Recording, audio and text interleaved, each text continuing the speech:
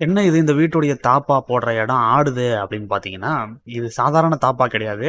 வேணும்னா வெளிய எடுத்துக்கலாம், வேணான்னா உள்ள தள்ளி வச்சுக்கலாம்.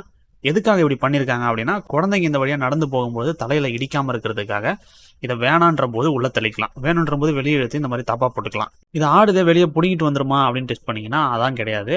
நல்லா கான்கிரீட் ஸ்ட்ரக்சர்ல தான் இத பிளேஸ் பண்ணியிருக்காங்க. நல்லா இழுத்து பார்த்தா கூட இத புடுங்கிட்டு வரல. இதுக்கு அடுத்து மொட்டை மாடியில அதே மாரி ஸ்டீல்ல ஏணி ஒண்ணு வச்சிருக்காங்க.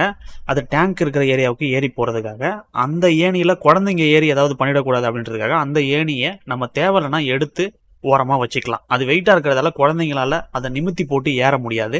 பெரியவங்க மட்டும் எப்ப தேவையோ அப்ப அத யூஸ் பண்ணிக்கலாம். அடுத்து பாத்ரூம்ல ஒரு வால்வு குடுத்துருக்காங்க. பாத்ரூம்ல ஏதாவது தண்ணியால பிரச்சனை வருது அப்படின்னா, அந்த வால்வ மூடிட்டு அங்க நம்ம சரி பண்ணிக்க முடியும்.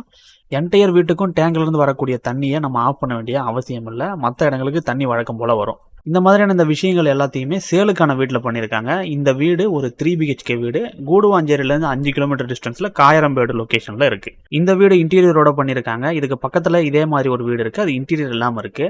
இந்த வீட்டுடைய பிரைஸ் டீடைல், என்ன குவாலிட்டியில இந்த வீடு கட்டியிருக்காங்க, இந்த மாதிரி எல்லா விஷயங்களும் மனோஸ்ட யூடியூப் சேனல்ல இருக்கிற ஃபுல் வீடியோல இருக்கு. இல்லனா ஸ்கிரீன்ல தெரியிற நம்பருக்கு டைரக்டா கான்டாக்ட் பண்ணி கூட நீங்க டீடைல்ஸ் கேட்டுக்கலாம்.